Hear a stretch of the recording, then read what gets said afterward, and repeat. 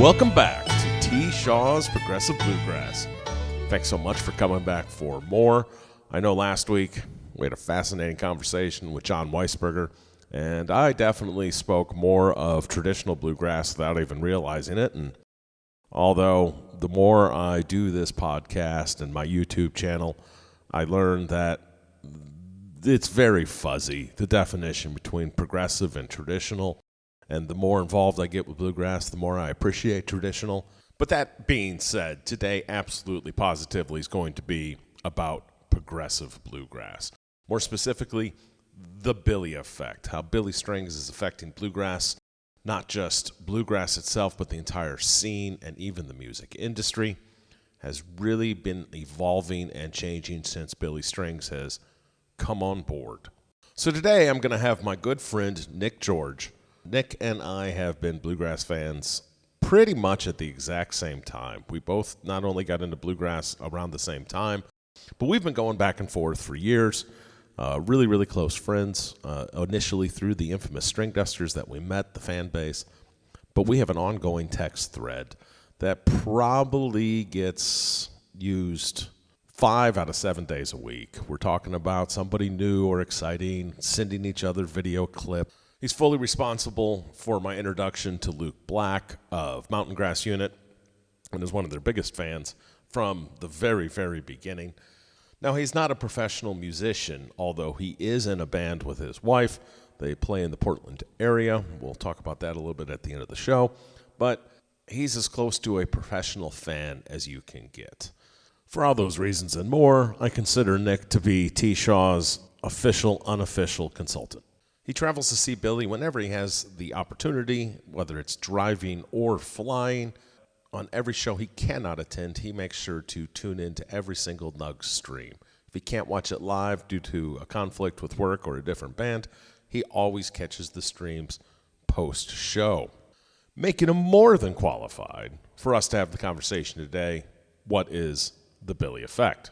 Now, most of my podcasts are recorded usually on the weekends before lunch. This one is unique. We decided when we were going to do this podcast, I was going to have Nick come aboard, and we couldn't line up time-wise, and him being in Portland and me being in Eastern Time in Chattanooga, we finally just said, hey, how about after the Billy show, we'll both stream the show. After the Billy show, let's hop on and do a podcast. This being my first time doing a late night or AM podcast, actually. Hey, we were having a good time. We just got done watching the Billy show. We both had been drinking, and I don't want to say we were sloppy, but we weren't necessarily the sharpest tools in the shed. So I'm going to ask for forgiveness in advance, but I think you're going to find this pretty entertaining, especially if you are a fan of Billy Strings, and if not entertaining, at least interesting. And certainly if you are a fan of bluegrass and how Billy is affecting the industry.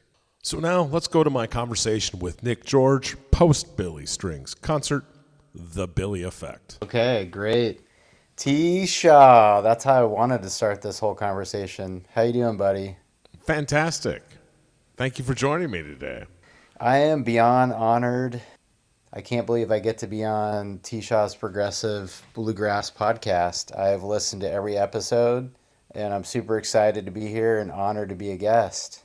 So I guess yourself and your wife Jen are pretty big fans of Billy Strings. We're addicted. We can't miss. If we can't fly to a Billy show or be there, if it's in our region, we're streaming. Absolutely.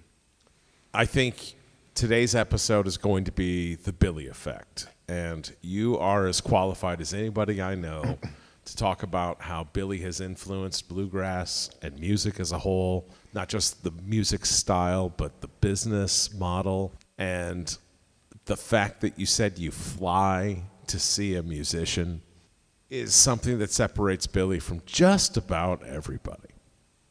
Well, I mean, first of all, I appreciate the vote of confidence, as I wouldn't say an expert in the field of all things Billy, but I'm just a crazy fan. I'm actually a music fan, and so is my wife, Jen, who you know. And I hope Founder that of I Billy can... Strings set list page and curator. as well as yourself on the ground floor. I'd like to hope that I can at least provide a fan's perspective of this experience. I think I'll leave the expert opinions to, and there are no shortage of those, to those in the actual scene, the music scene in Nashville and the professionals. But as a fan, I think I could speak to the whole experience. It's been an amazing ride since 2015, since our first time seeing him as opening for Green Sky. We've both got a unique perspective on Billy. Of course, you're located in Portland, so you're in the far northwest, and I'm located in Chattanooga, so southeast. And I was spoiled early on because Billy being based out of Nashville, I got to see him a shit ton of times Yeah, within a few hours drive. yeah, I'm always jealous of all of our friends in the Midwest and the South and the Mid Atlantic. I feel like they came out here very sparingly, and I just remember looking at people that we met who had been to like twice as many shows than us, even if they found the band later than us, just because it's so much easier for these bands to hit the Midwest and the South, and the drive times are so much shorter. So yeah, Billy, when you see him, when you get an opportunity once or twice a year out here on the West Coast, you try to get it. I like to think that we got quality over quantity. The last Billy show I saw, I think I was with you. I'm pretty sure it was Indianapolis last June of last Yep. year. The 2 night run in Indianapolis, TCU Amphitheater. That was great. There was a bunch of great folks there. Like we had not seen Uncle John since pre COVID in Montana. I think might have been the last time we saw him. And the pandemic was just. We'll probably get into this as we start talking more about the Billy effect, depending on which direction this goes. But that was there was so much momentum, and all of us were just on that ride, and we were meeting all these wonderful people, and then everything just stopped. And that Indian those Indianapolis shows for Jen and I, because we kind of got back into the music a little later, just being out here, working in healthcare, and it took us a little longer to figure out how can we go back to live shows and work in our fields. But Indianapolis, we got to see a bunch of the people that we had not seen from the Midwest and further east since pre-pandemic, and that was just a wonderful weekend. That was the last and the second time he also played I'd Like to Be a Train by Larry Sparks, Right. which was just a thrill and a half for me. Your memory's better than mine from that weekend, but yes, I remember seeing the excitement on your face. I also slipped and fell down a muddy, grassy hill. Totally lost it and ruined a pair of jeans and a pair of red Chucks. But that's neither here nor there.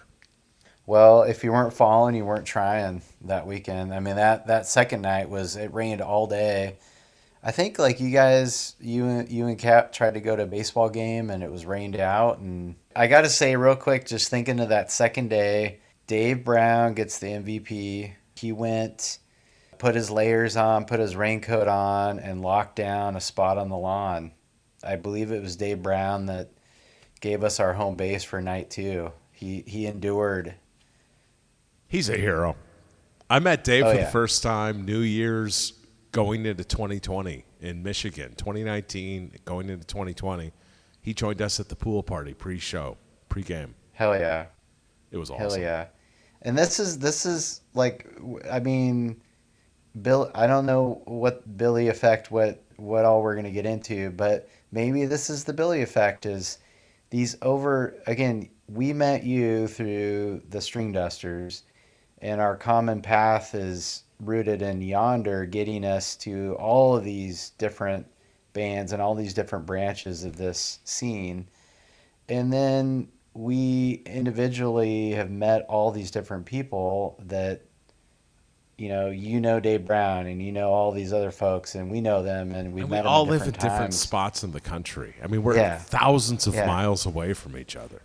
yeah, absolutely. And then if you want to try to put a name or a label to something, then for me as a music fan, that is part of the Billy effect. Is what all these bands are trying to do, I think, is build a community of fans, but finding Billy Strings and seeing what has happened in this community of fans is on a whole nother level. And that's something I think that whether you want to call it the Billy effect or not, we have met in our local area, in our community of music here, we have met a lot of people that were seeing the Dead in the 70s and 80s, and they go to String Duster shows, and they go to Green Sky shows, and they go to Billy shows, and some of them they are just live music junkies. They see music all the time.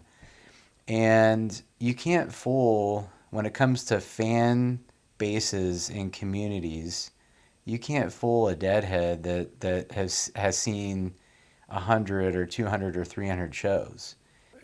Hearing some of our close friends, that our friends Barb and Rusty that live on the Oregon coast and are retired, are mid 300s Dead shows, and they have That's a said that lot they of have. shows.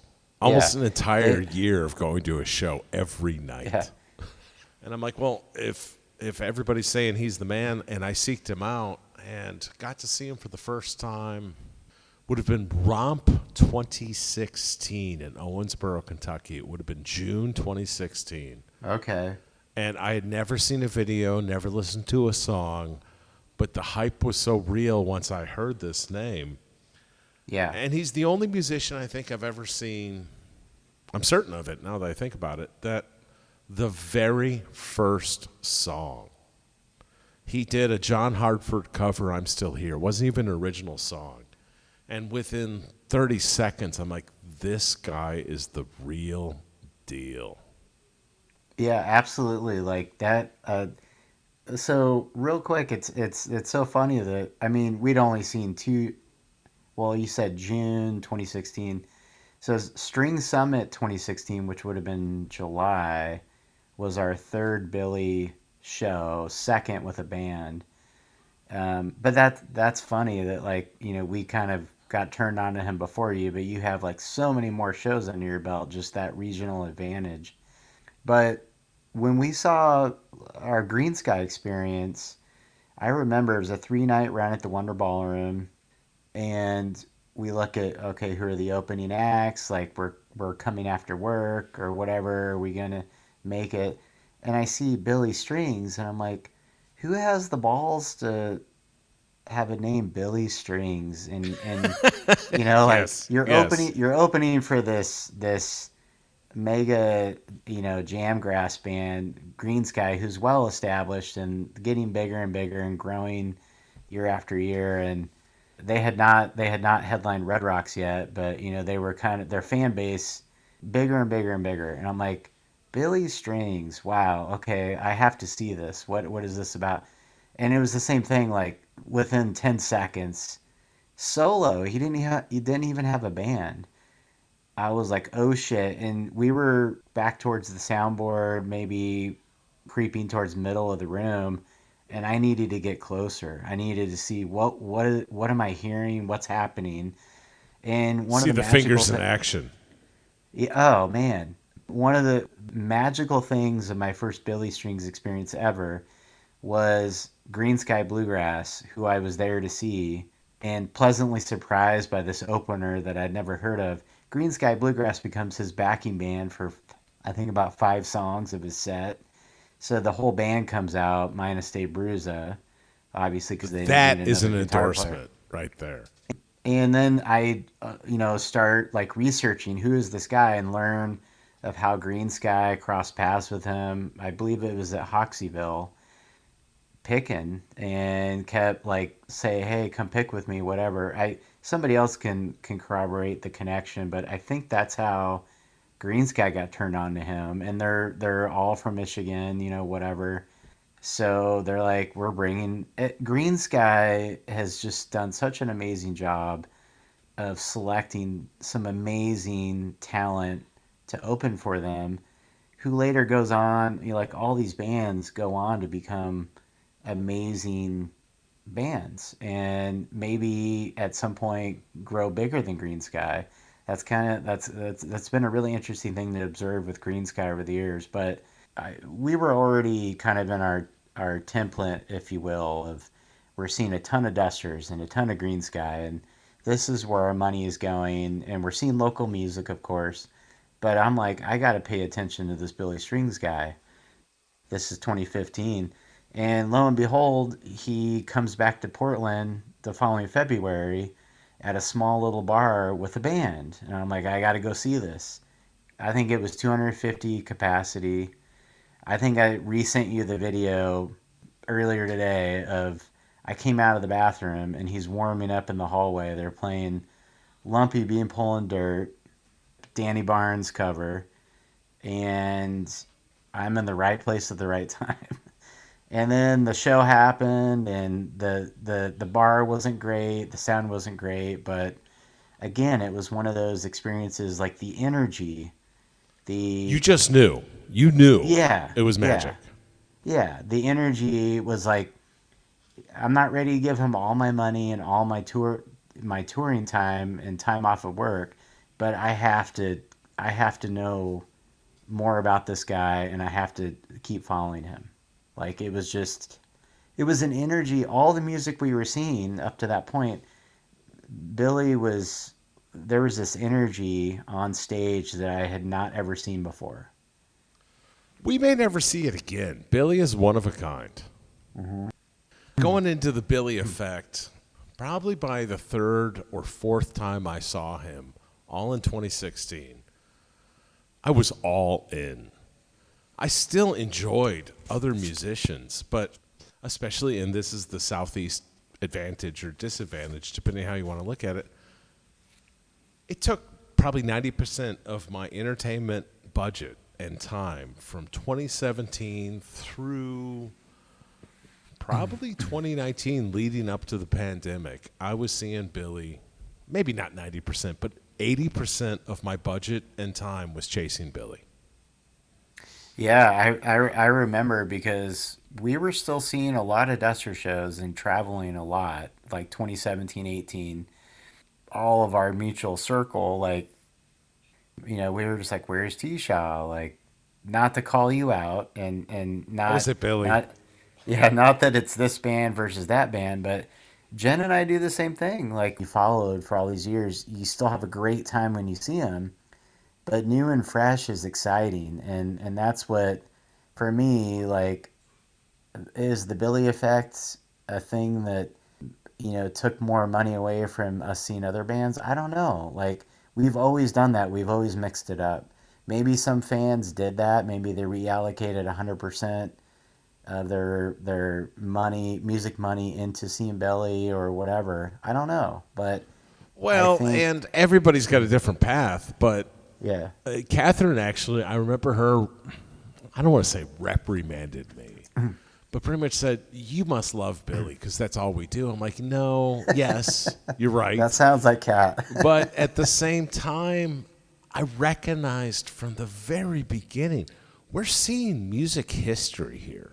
And we're seeing it in front of a couple hundred people. Oh Like, yeah, we've got to take advantage of every opportunity we have because absolutely, it will not come back. This is a small absolutely. window.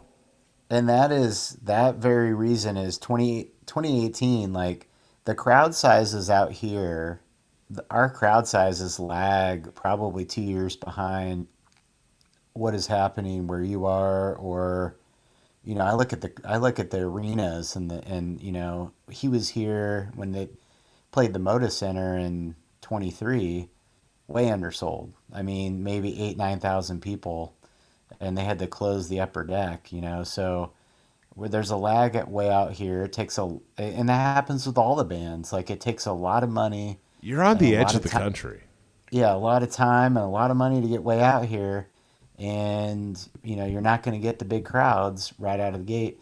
So we did the same thing. Like in 2018, he did Revolution Hall, which is 900 people, and then the next night he was playing a small bar, the Olympic Bar in Boise, Idaho. And on very little sleep, we got in the car and drove 7.5 hours, and you lose an hour Mountain Standard Time to see Billy in a bar that was 300 capacity And there was probably because only 100 people there.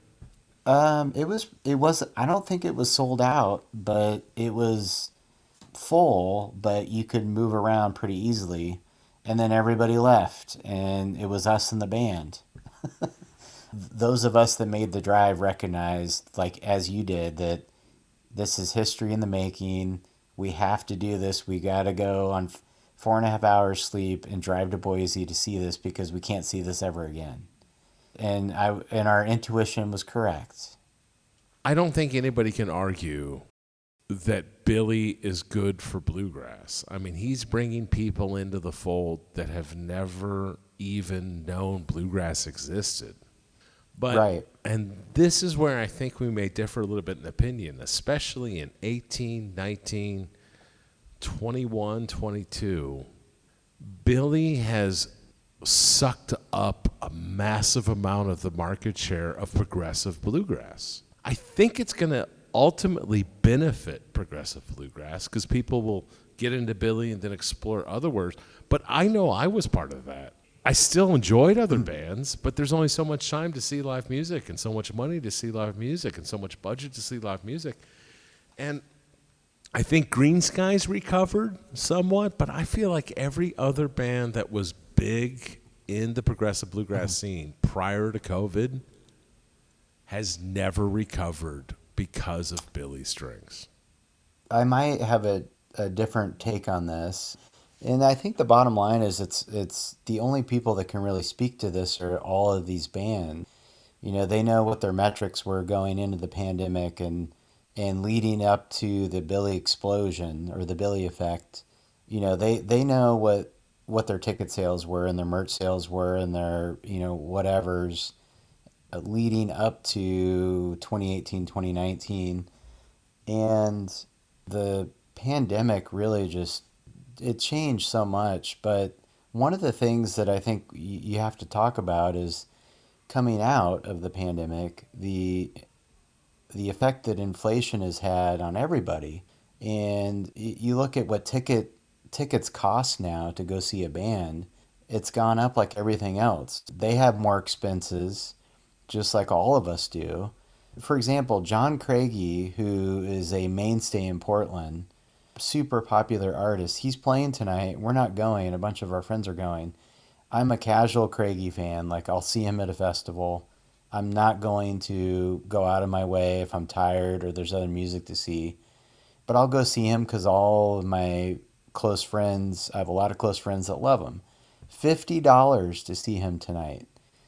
I'm not With even the familiar music with we him. have, with the music that we have on the calendar. Oh, he's a great singer songwriter. The $50 music we have for a on singer the songwriter that's not named Doc Watson. yeah, that's what I'm talking about. Like, it's super expensive now, and there's so many things that I think not it's not just is Billy taking pulling fans away from other bands. I think there are some people that are just seeing less music, and then if they have a couple of shows on the calendar for the year, they're going to make a count, and they're going to go all in for Billy. But if you look at his ticket prices for what you get, the last run of shows we did at the Greek and Berkeley, I think by the time fees were accounted for, we were in the low 70s. That's pretty affordable for getting 25 to 30 songs and in a set list that's different every night and the whole experience and you know The set list that is different every night. yeah, That yeah, I mean, is huge. it's value, it's new, it's value, it's that the community experience is the whole thing. But I think going And not back just that, to but if you hear the same song, it's different every single time. Meet Me at the Creek is different every single time. and it's in a different place in the set list. Like he rarely gets into a pattern or a template. As soon as you start to think that you got it figured out, you get surprised. That among the all the other things we've talked about are what make us feel like we can't miss a show that's reachable by car or plane in our area, or we try to make every stream because I just feel like it's going to be a new thing every time. But back to the question, is he pulling from other bands? I think there are bands that are reaping the benefits of this newfound popularity and enthusiasm for bluegrass. As an American music form, it is one of the things I'm most proud of. Like and I thank you for inviting me to talk about this because I love bluegrass. It is all I do all the time, all I listen to. I'm trying to play it as best I can. But I think there are people and there are bands and there are artists that are benefiting from what he's doing. And the bands that feel like they're losing fans, I think that maybe they're just not engaging with their fan bases. Maybe they're not putting out new music. They're not putting forth the energy that we're seeing in Billy and some of the other bands that are riding this wave. That's my take on it. I might be way off, but I don't know. Well, it's all about opinions. I mean, we're Hmm. fine. But, like, for Like, example, Railroad Earth, Leftover Salmon, and Yonder Mountain String Band have done 2 tours post-COVID combined. All three of those bands would have been, without doubt, pre-COVID or pre-Billy, depending how you want to look at it. They were all headliners. They didn't need to pawn off each other, where three of the biggest names of the scene had to join forces just to sell enough tickets to justify touring. that is a legitimate point, but I think I would be with you on this had I not listened to one of Chris Pandolfi's Inside the Musician's Brain. There we go. I got it pronounced. It was kind of latter pandemic, like shows were just coming back and we're all like we were doing the Zoom concerts and anything that I could grab onto that gave me a sense of the live music that I wasn't getting. So Pandolfi's podcast is amazing. I love it. He's had Brian Sutton, he's had Bela Fleck, he's had all these great The artists Ronnie on there. McCurry episode was Ronnie, out of this world. that's where I'm going with this. And on the Ronnie McCurry episode, they really dove into the industry and as a touring band, how hard it is. Like you've got all the middlemen and you've got the venues and the promoters and it's harder and harder and the margins are smaller and smaller. And what I was hearing out of that, I think plays into why Leftover Salmon Yonder I don't think you can attribute it solely to Billy pulling fans away. I think it goes back to the middlemen and the promoters and the agents and people taking a cut from and again I'm not an expert. I don't know anything about this business, but Pandolfi's insight during that episode kind of shed light on how expensive it is to tour and play shows. And if we're now in a situation where musicians and bands are not making any money on album sales because everything is on a streaming platform and you're getting fractions of pennies per play, unless you're getting a shit ton of plays, you have to go tour. Well, now touring is way more expensive. The travel costs and all the other expenses that are inflated for the rest of us for traveling are now imposed on these bands. And yeah, maybe you have a artist like Billy that's drawing a lot of fans to his shows, but I still think I see those co-bills as cost containment. I see it as a way to, come out of the pandemic and rebuild your fan bases and come out to markets like ours where they're drawing smaller audiences anyway. So how do you offset the travel costs and justify coming out to the West Coast? In 2015, you could pencil it out and it would work, but everything's more expensive now. So I think that they'll find their way, and railroad seems like they have legions of fans, and they have loyal fans, and so the Billy effect, I think, affects different bands in different ways. All It's right, let me ask this question. Besides Billy, who was the last musician you got on an airplane to see, and when? Green Sky Bluegrass, Red Rocks. Well, let's see when that was. 2021, we finally got to this. We got work figured out, and we figured out what we could do and not worry about getting COVID.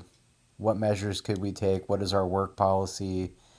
And so we just went all in, and we did Red Rocks, Green Sky, and then we turned around a month later and went back for the 4-night Billy run at Mission Theater or Mission Ballroom.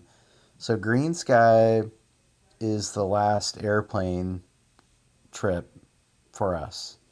Is that And the only time since COVID you've gotten on a plane to see a band other than Billy? And it sounds like you kind of saw Billy on that same trip. no, Billy was a month later, so Okay. it was a separate trip. Yeah. I have to think about it. I think post COVID, we have done road trips, but I think airplane travel, it would be Green Sky. And how many times post COVID have you got on an airplane to see Billy? Twice. Okay. Okay. Yeah. You might not be the best example. Yeah.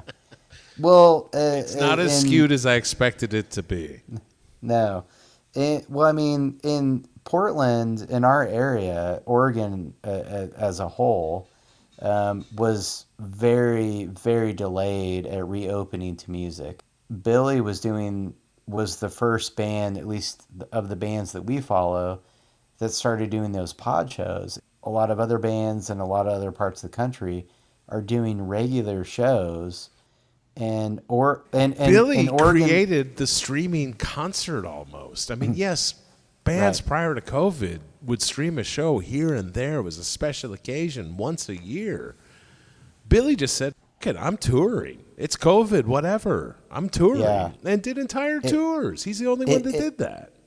Yeah, it's pretty amazing. Like he did the 6 nights at Capitol Theater on Nugs, and then the Red Rocks, Nugs, Crowdless, and then Green Sky. Green Sky dabbled into that a bit. And what is it, the content that's on Nugs now post COVID compared to pre COVID? It's amazing, and it's undeniable that Billy had a hand in that. Absolutely, 100%. I'm so grateful that has grown into what it is, because I can go on there and I can pull up a Golden Highway set. A bunch of their recent shows are on there. That's amazing. Mountain Grass Unit, who I'm sure we'll get to, there's some Mountain Grass content on there, and they have live streams now. And would this be happening, COVID or not? Would this be happening if not for what Billy kind of grew No. and developed? He's a trailblazer. It's part of the Billy effect. Yeah. Yes, Well, absolutely. and that's speaking of streaming, I got to interrupt. I apologize, but no. this is my first podcast ever that was not before noon. I mean, technically it's before noon. It's almost 1 a.m. Eastern time. And we both watched the Billy stream in Memphis on 12/6, and then launched this podcast post Billy. And I feel like we are missing an opportunity. It's time to do a shot. And you just opened a beer. That's what I call a kickoff. Yeah. But I feel like Yeah. we should do a shot, because it's after hours. It's late night. Why not? I ain't Okay. driving. Cheers to Cheers, the brother. Billy effect. Yes.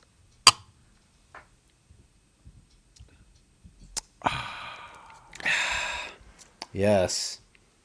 That was delicious. trying to pick up where we left off, you had mentioned Mountain Grass Unit and some of the bands that have. Let's talk about the bands that have benefited from the Billy effect. Yeah, I think I much prefer talking about the positives because I think there's way more positives in this whole equation. I want to start with Molly Tuttle and Golden Highway. So Molly Tuttle, I've always been a fan. The guitar player that she is would see her at any opportunity we would get. But when the Golden Highway project started, which was during the pandemic, she got Dominic Leslie, Kyle Tuttle, Shelby Means, and Bronwyn Keith Hines, and recorded that music. We went and saw one of the early shows. They came to Portland and played Mississippi Studios. And I was like, this is the Molly Tuttle I've always wanted to see. This is badass. I sent you some videos from that show. I'm like, you have to go see Golden Highway. I would go on Golden Highway tour. This is amazing. They fucking shredded. Amazing. And I just have to wonder, like, did the Billy effect stimulate some of that? I don't know. Was this something that would have happened anyway? Or was the newfound popularity and excitement about bluegrass something that made Molly more comfortable, not made, but helped her feel more comfortable with going back to her roots? The music that she played with her dad in Grass Valley at the Bluegrass Festival there. Like, okay, like there's a demand for this. I can go back to my roots. I can play this music and it's going to be received well. And then look at what's happened with Golden Highway. I mean, is that audience there if Billy had not come along and done what he's done? I don't know. And then moving on to Shadowgrass. I don't know how much you've looked up old Shadowgrass videos, but these are like child prodigy pickers, kind of like the Walker brothers, Jared and Corey, and minus the fiddle player they now have. But there's old videos of them when they're like 13, 14, 15, just shredding traditional bluegrass. And then I hadn't really ever heard of them until the pandemic. But that was prior to them knowing who Billy Strings was, I assume.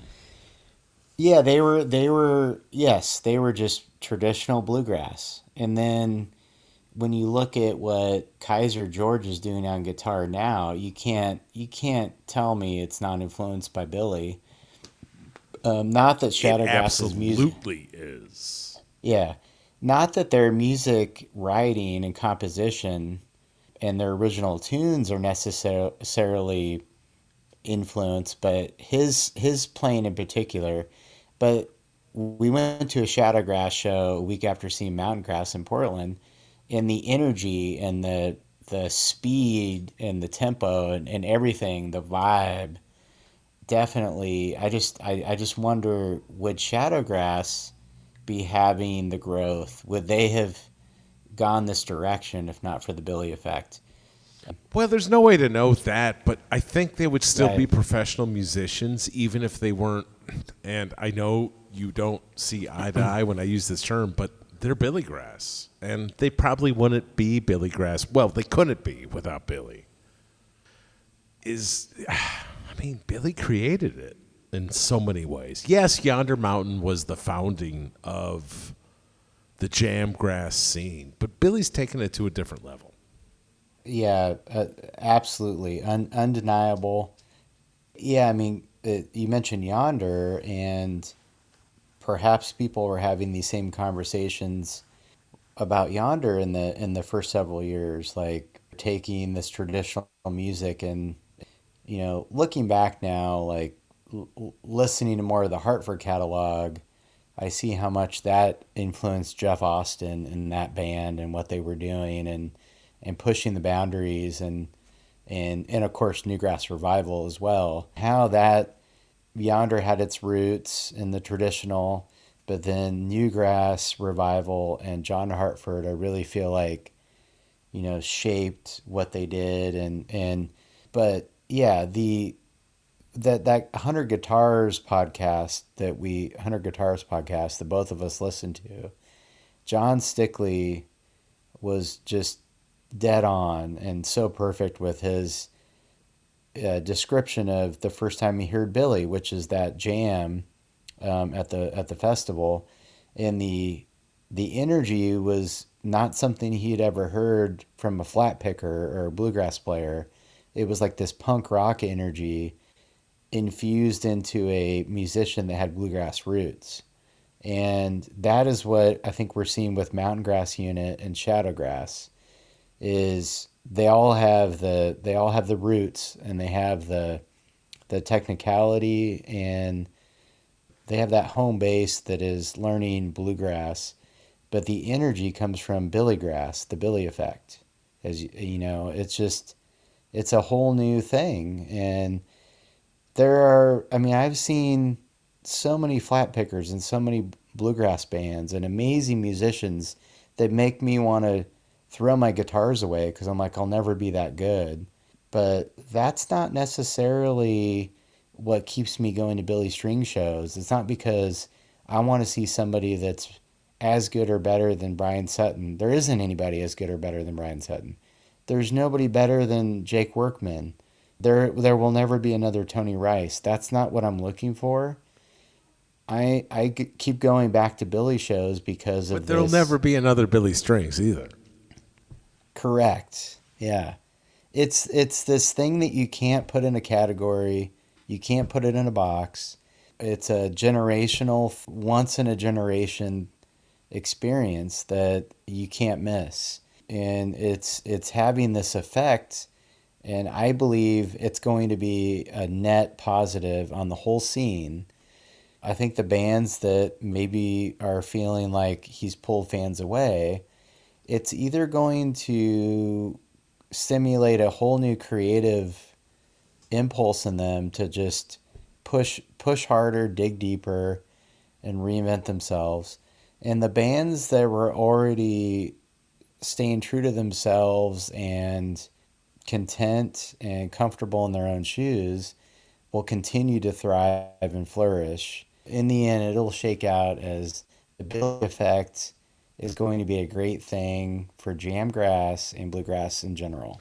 And I can speak from personal experience. When I first heard Yonder in 2017 or 2007, I never would have given bluegrass the time of day. And of course, I heard their New Year's run 2006, and it changed my life.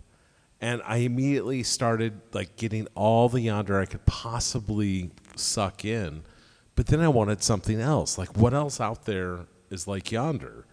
And that's when I discovered the Dusters, and that changed my life, and I became a Dusters fanatic. And it took me years before I was open to listening to traditional bluegrass and the founding fathers and Tony Rice. Yes.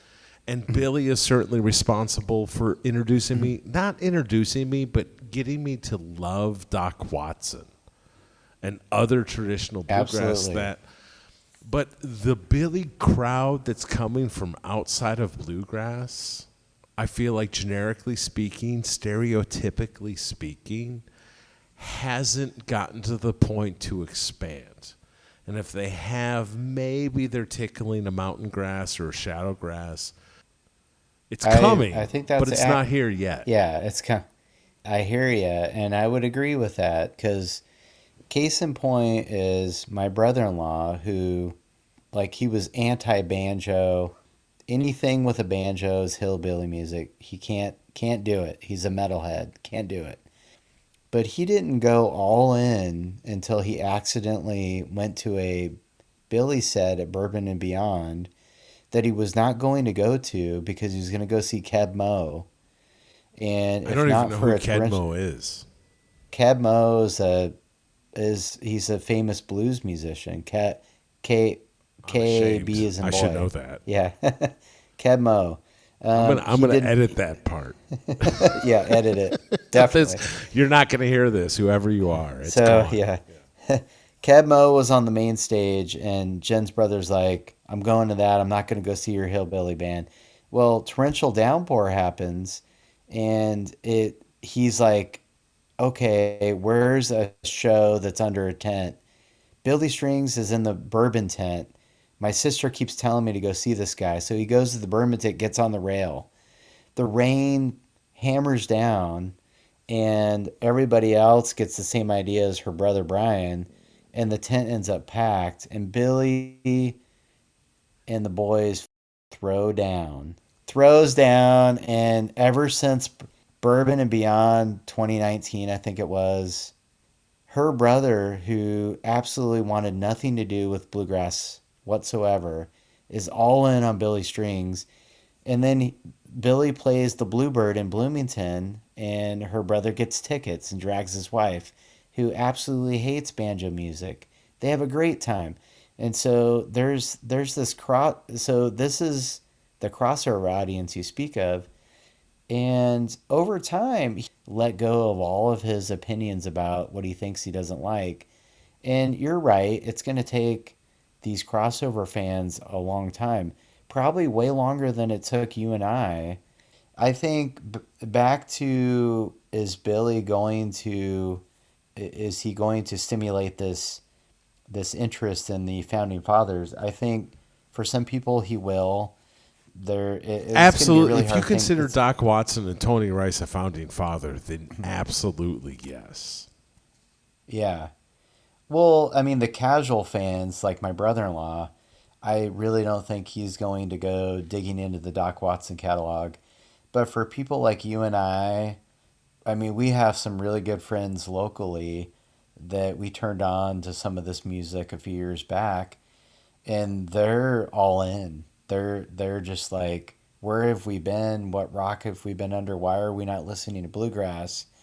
And they're going to the record store. They have a record player and they're buying Doc albums and whatever they can get their hands on. And so I feel like in the coming years, when this all shakes out, you're going to see a renewed appreciation and interest, in this music form that's just, again, it's just one of the best things this country has to offer in terms of art. You know me, like whether it's my guitar practice and trying to learn all this music or listening, all I do is listen to music, bluegrass music, that is. Yeah, you And don't even have cable Bill, television. You literally no, don't know what's going on in the outside world outside of bluegrass. I am in a bluegrass cave. And even as such, over the last like handful of years, Billy still makes me go, "Who is this? Who am I hearing?" And then, like you said, now it's all readily available. Like I can go on YouTube, I can Google, I can look up this, that, and the other thing. I'm ashamed at how little. Actually, I'd never heard until Billy Strings. Larry Sparks. Yes, Larry is the man. Thank you, Billy, for turning me on to this amazing. I think he needs to be in the conversation of founding fathers. Well, I would say the traditional connection that Billy for me was Doc Watson. I knew who Doc Watson was, but I really don't think I would have given Doc Watson the time of day if it wasn't for Billy. Absolutely. Listened here and there, but I didn't, dabble in Doc Watson. It wasn't necessarily what my musical taste wanting at the time, if that makes sense. Yeah, this isn't necessarily what I'm into at the moment. I wasn't looking at it as like, this is the guy that invented flat picking. I need to pay more attention to this. Like this Wait a minute, guitar hang on, hang style. on, hang on. I could be completely ignorant to it. Did he really? Is he the founding father of flat picking? And I never knew it until just now. I believe so. Like, 1:19 um, a.m. December 7th, 2024. I just learned T. Shaw just learned that Doc Watson is the father of flat picking.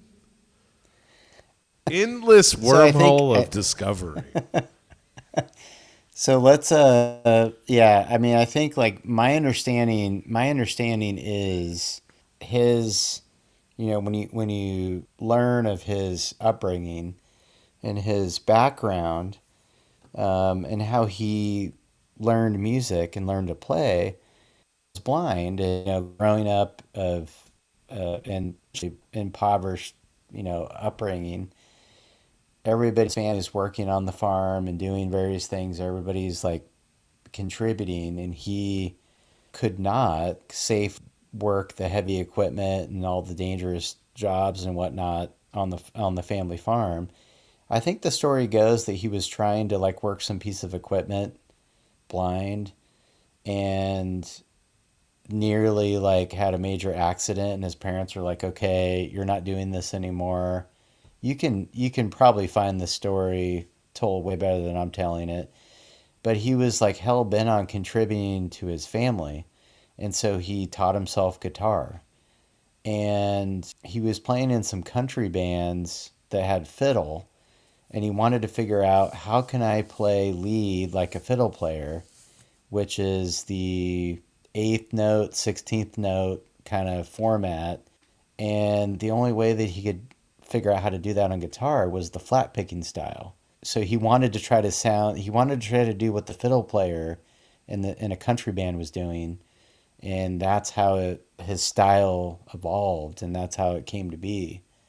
I had So think about that absolutely when you no idea. yeah, None. like when you listen to his music, it really it just I was just like, holy shit. It's hard enough to learn that music when it's already been played for several decades, and to sit down and watch videos or do artist work lessons with Brian Sutton or whatever it is.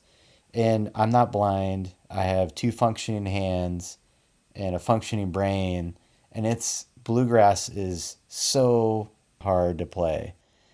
It's a hillbilly jazz. Yes, yes, it's amazing. Hillbilly jazz. And to think that somebody that couldn't see just said, "I'm going to make up my own style," and then it's incredible. But to see that influence in Billy's playing, and back to how I got onto that tangent, like, yeah, I dove way deeper into the Doc Watson catalog because of Billy. Like, I went back to it, revisited it, and had a renewed purpose and focus on, okay, I wasn't listening and for the right things before, but now it means something different. Just, seeing it through one of my favorite musicians right now, like, okay, now I get it. Now I hear where that's coming from. And I again, as a full-time bluegrass listener, Billy Strings has greatly expanded our catalog, like hands down. You know what they call And that? I'm waiting for it. It's the Billy effect. It's the Billy Yes, the effect. Billy effect. Yeah, and I mean, and I think that is the very positive part of the Billy effect. Again, like, there might be bands that feel like they've lost customers and they've lost their ticket sales, maybe have dropped off, but I think it's really hard to pin that on Billy. But let's if I could, I would like to talk about Mountain Grass Unit, because they are one of the bands, if not the band I'm most excited about right now, because they're just wonderful young men, amazing humans, and they are all in, 100% devoted to their art and their craft. And we were lucky enough, when they came through Portland, they stayed with us, and we had a little time to get to know them a little more. And it was interesting to hear their roots as teenagers, like, whenever they really started playing music together, maybe 13, 14 years old or whatever, their friends would, this, I don't remember which one of the band members told the story, but their friends were kind of giving them a hard time for playing bluegrass, I'm traditional not bluegrass. surprised at a young age. Unfortunate, but not Yeah. surprised. Their friends recognized the talent, and they're like, "Why are you guys playing bluegrass music?" Each of them has different influences, but all of a sudden Billy comes on the scene. Okay, who the joke's on you? Like, okay, we've been playing bluegrass for all these years. Now bluegrass is popular, and they're even more emboldened to keep doing what their hearts were telling them to do, right? Like, The joke's on you. like their friends that were just like, "Why are you playing this old music? Like, what are you doing?" And now this old music is not. I don't know if it's mainstream yet, but it's closer than it's ever been, and it's super If the popular. Billy effect has anything to do with it, it will be. Yeah, yeah. And so that's just I think newer bands coming onto the scene, maybe they're going to benefit way more from the Billy effect than the bands that have been grinding for years and years and years that maybe feel like they're kind of losing some fans or they just haven't really put out any new material to really kind of re-engage their fans. I don't know. All this stuff is hard to measure, but I firmly believe that the net effect is going to be super positive. Eventually, the rising tide will lift all ships. Yes, I firmly believe that. I think it's important to maybe step outside of just talking about bluegrass and just talk about the bigger picture, which is like I don't think Billy ever had any. I can't get inside his head, obviously, but I think that he's an artist, like first and foremost, and yes, his roots are bluegrass, but if you look at his performance and the band that he has, I think that it's bigger than just a category and a genre. I think it's his vision is just I'm a performer and I want to build a community and I want to put out the best product I can every night or every album I record. I want it to be 100% authentic representation of my soul and what I'm about as an artist. There's some intention as an artist and his he has a vision for where he wants to take his music, but I really don't think he's thinking about what we're talking about. Oh, I doubt it. But, who knows? I mean, Yeah. man, I am so excited that we had the time to do this. It's I'm going to say it again, to even be asked to be on this podcast. I mean, I feel like I'm outkicking my coverage and I'm way out of my league with the roster of guests you've had up to this point and who I think you're going to have in the future. I'm honored to be a part of this. And thank you so much, man. Well, let's leave it with one last question. So I know you're an Apple Music subscriber. I'm not endorsing it. It's just I know you have it. So what's the playlist? What's the top playlist current? What's the top playlist traditional? Who should we listen to? Um, I Or who is am Nick listening to? I am completely 100% obsessed with East Nash Grass right now. No bullshit. I listen to them all the time, all day, all night, and we are trying to learn their music. Jen and I, I think the most underrated band on the scene right now. East Nashgrass. East Nashgrass for the win. All right, I'm in. Sold. Man, thank you I so mean, much for joining us. thank you, Trevor. Well, if you made it this far, you've won. Unless you didn't enjoy yourself, then, well, won't go there. So I really appreciate you guys sticking around. I really do hope you had some fun. An interesting conversation. There's definitely a lot of positives. Definitely more positives than negatives on what Billy is bringing to the scene. I'm actually surprised to admit that I feel differently about the Billy effect now and its overall benefit than I did before we did this podcast. I'm also certain, or at least relatively certain, should never say never, I'm not going to be doing a late night podcast again. 1 o'clock in the morning, about 1:30 in the morning, I think, when we finally wrap things up. So, still, I had a good time. I hope you had a good time too. I really appreciate everybody tuning in. Tell your friends, tell your family, tell anybody that would appreciate T. Shaw and T. Shaw's Progressive Bluegrass. And then for those of you that don't know, I'm going to close out with my own sponsorship. I'm a mortgage lender. I'm currently licensed in Tennessee and Georgia, but I have learned I can start to take on each additional license as necessary. So if you have need for a mortgage, please keep me in mind. I'd be happy and honored to help.